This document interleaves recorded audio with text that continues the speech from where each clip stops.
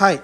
ఆర్సీబీకి, ఎంఐకి match అయితే చాలా ఉత్కంఠ అని చెప్పను కానీ వన్ సైడే గెలిచారనుకోవచ్చు ఒక రకంగా చెప్పాలంటే ముంబై ఇండియన్స్ అయితే. ఎందుకంటే 15 ఓవర్లో 3 బాల్స్కి అయితే కంప్లీట్ చేశారు. టార్గెట్ని అయితే 190+ స్కోర్ ఉంది, 196 పరుగుల స్కోర్ కొట్టాలి.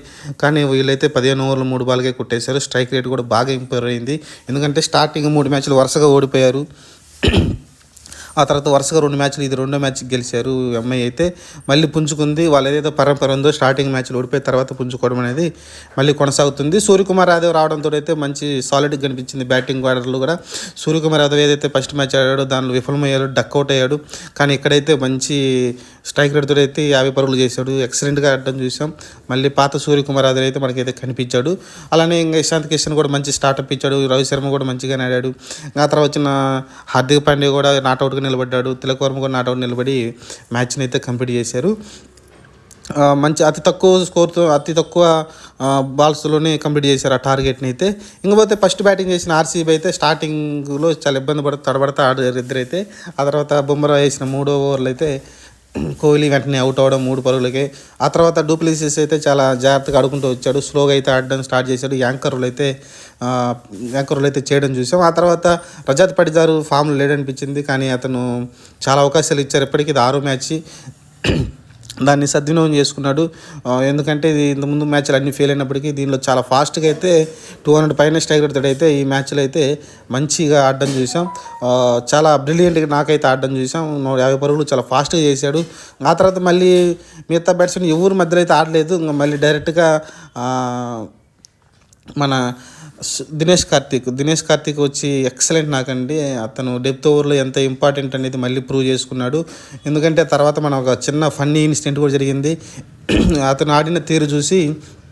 ఎందుకంటే చెప్పి మరీ ఆ కీపర్ వెనకాల నుంచి బౌండరీలు కొట్టాడు కీపరు. అలానే స్లిప్పరు మధ్యలో నుంచి అయితే బౌండరీలు అయితే తరలించడం చూసాం. 3 వరుసగా బౌండరీలు అక్కడే కొట్టాడు. ఒకటి లక్కీ బౌలర్ ఉన్నప్పటికీ మిగతా బాల్స్ అన్నీ అక్కడి నుంచి వెళ్ళిపోవడంతో అయితే అసలు చెప్పి మరీ అక్కడి నుంచి అయితే ఆడడం చూసాం. చాలా ఈజీగా అయితే సునాయాసంగా బౌండరీలు తరలించాడు. అది చాలా కష్టం అలా బ్యాటింగ్ చేయడం. దాని పేరు కూడా పెట్టలేము. మంచిగా అయితే ఆడడం చూసాం. వైడ్ బాల్స్ వస్తూనే ఉన్నాయి, అతను ఆడుతూనే ఉన్నాడు. ఆ తర్వాత రోహిత్ శర్మ వచ్చేసి వరల్డ్ కప్ సెలక్షన్ ఉంటుంది అని చెప్పడం చూసాం మనమైతే. అంటే దాని ఉద్దేశం ఏంటంటే వరల్డ్ కప్ ఉన్న ప్రతిసారి కూడా దినేష్ కార్తీక్ నేను ఉన్నానని చూసుకోమని అయితే వార్నింగ్ ఇస్తూ ఉంటాడు. ఎందుకంటే ఈ నాకు చూసిన తర్వాత ఫినిషర్ రోల్లో అతను ఎంత ఇంపార్టెంట్ మీరు అర్థం చేసుకుని అయితే సెలెక్టర్ చెప్పడం అన్నమాట ఒక ఉద్దేశం. అది రోహిత్ శర్మ అయితే ఫన్నీగా చెప్పడం చూసాం. ఇంకా తర్వాత మంచిగానే దినేష్ కార్తీక్ మంచిగా ఆడటంతోనే మంచిగా అయితే టార్గెట్ అయితే సెట్ చేశారు. ఎందుకంటే 180, 170 వస్తుంది అనుకున్న టైంలో 196 దాకా దినేష్ కార్తీక్ తీసుకెళ్ళగలిగాడు. మంచి టార్గెట్ని అయితే సెట్ చేశారు అనిపించింది నాకైతే.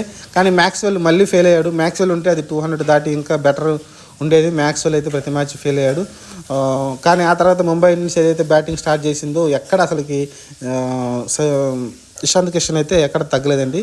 కొడుతూనే ఉన్నాడు. ఒక పక్కన ప్రేక్షకులాగా అయితే రోహిత్ శర్మ చూస్తూ ఉండిపోయాడు. అంతే కొడుతూనే ఉన్నాడు. ఆ తర్వాత మళ్ళీ సూర్యకుమార్ యాదవ్ వచ్చి అతను కొడుతూనే ఉన్నాడు తప్ప ఎక్కడ ఆగలేదు మ్యాచ్ అయితే.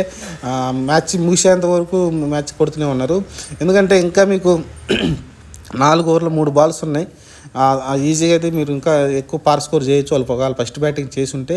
కానీ టార్గెట్ని అయితే చాలా ఈజీగా అయితే సునాయాసంగా నెట్ రన్ రేట్ అయితే చాలా ఇంప్రూవ్ చేసుకున్నారు. వాళ్ళకున్న మైనస్లో నుంచి అయితే మంచిగా ఇంప్రూవ్ చేసుకుని పైకి అయితే వస్తున్నారు. ఇది ఓవరాల్గా.